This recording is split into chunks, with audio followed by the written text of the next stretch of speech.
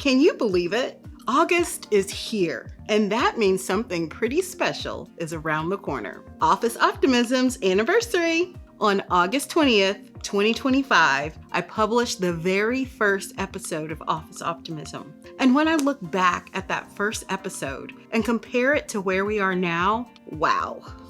A lot has happened, a lot has changed, and perhaps most importantly, a lot of growth has occurred. So this week, instead of bringing you another strategy or workplace lesson, I thought we'd take a few minutes to simply reflect, to look back where we started, where we've been, and where we're headed. Because sometimes we're so focused on what's next that we forget to appreciate how far we've already come. And that's exactly where I want to start. 3, 2, 1, yeah!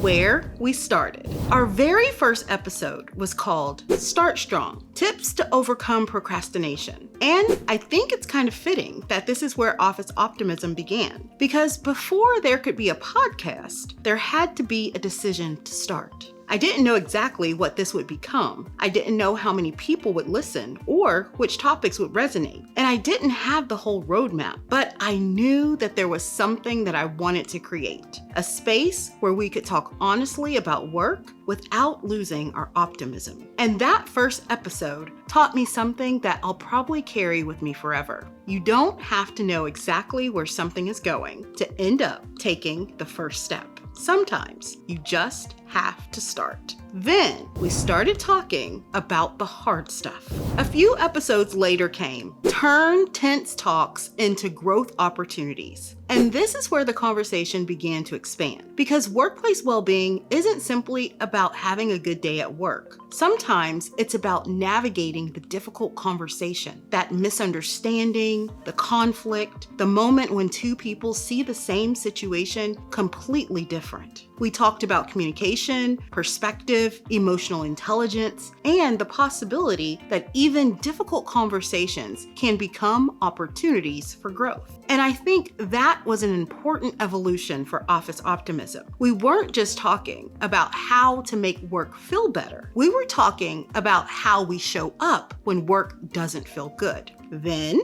work got complicated. Eventually, the conversations got deeper. One of the episodes that really connected with the audience was The High Performer's Dilemma, Growing in Unstable Systems. And honestly, that one feels especially relevant when I look back at the journey, because so many of us have experienced seasons where the environment around us is changing faster than we can process. Priorities shift, systems change, expectations change, and sometimes the things that you can control are very, very small. That episode wasn't simply about being a high performer. It was about being something deeper. How do you continue growing when the environment around you isn't necessarily stable? How do you remain ambitious without allowing circumstances to define your worth? How do you continue moving forward without losing yourself along the way? And somewhere along this journey, I think Office Optimism started asking a bigger question. How do we take care of the person doing all of the performings?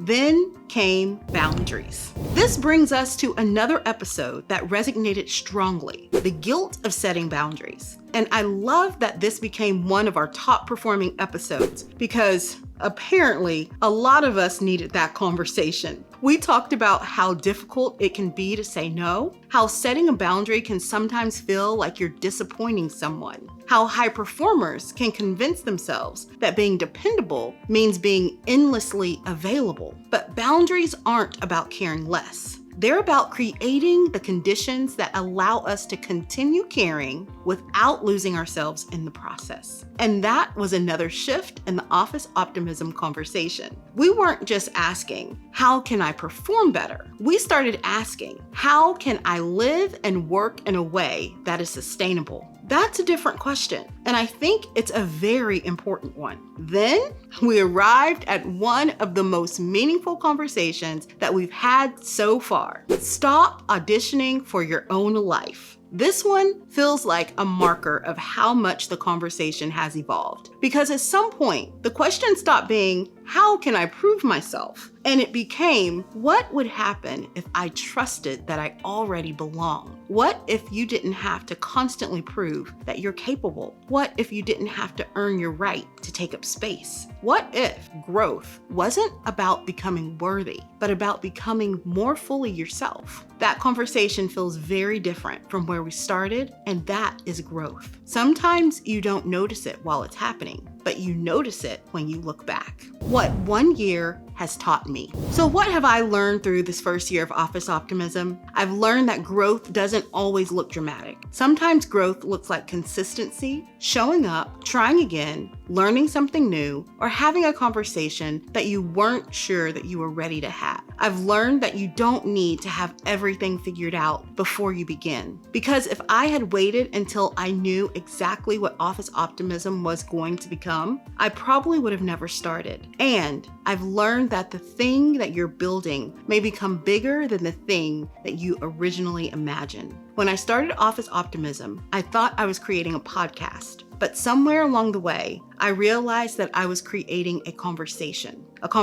about leadership, workplace well-being, growth, resilience, joy, boundaries, confidence, and purpose. Also, what that means to remain hopeful while navigating the very real complexities of work and life. And you've all been a part of that conversation. So where do we go from here? This is the exciting part, because this isn't goodbye to year 1. It's an invitation into year 2. And I don't have every episode planned. I don't know exactly what every conversation will look like. And honestly, I'm okay with that, because one of the greatest lessons that this first year has taught me is that you can build something while you're still discovering what it can become. So we're going to keep talking about leadership, workplace well-being, optimism, resilience, healthy boundaries, psychological safety, growth, joy, and all of those little moments that remind us that work is something we do, but it should not cost us who we are. And yes, the joyful point is evolving too. Many of you told me that you'd love to have a little more faith-filled inspiration woven into that moment. So I'm listening. You'll continue to get the practical encouragement that you've come to expect, with a gentle reminder of the faith that is a part of the foundation of my own hope. Not a different Office Optimism, but just a deeper glimpse into the person behind it. So here we are, 1 year, 40 plus conversations, countless ideas, a whole lot of learning, and so much more ahead. You've been here since episode 1. Thank you. If you found the channel somewhere along the way, thank you. And if you're brand new, welcome. You're joining us at a pretty exciting time, because August isn't just about celebrating where we've been. It's about getting excited about where we're going. And I want you to take that same perspective into your own life this week. Don't only look at what's unfinished. Don't only look at what's next. Don't only measure yourself by how far you still have to go. Every now and then, turn around, look at the road behind you. Look at what you've learned, look at what you've survived, and look at what you've built. Maybe somebody you've encouraged, but look at the person that you are today. And remember, you didn't get here by accident. You've been growing the entire time. So almost 1 year down and so much more to come. Thank you for being here. Thank you for listening. Thank you for growing with me. And thank you for believing that we can create workplaces that are healthier, more human, and a little bit more hopeful. Here's to year 2 of Office Optimism. Let's see where this journey takes us. Until next time, keep growing, keep encouraging, keep choosing hope, and as always, keep shining. Bye-bye.